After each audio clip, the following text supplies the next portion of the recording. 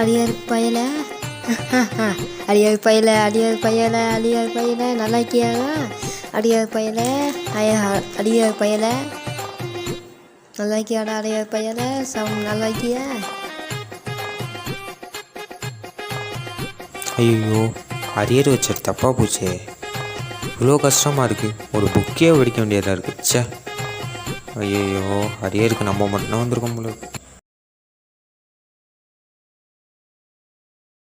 டேய் நான் எங்கே என்ன பண்ணுற? இல்லைடா, காலேஜை விட்டு போகிற மனசு வருது, அதான் இங்கே உட்காந்து.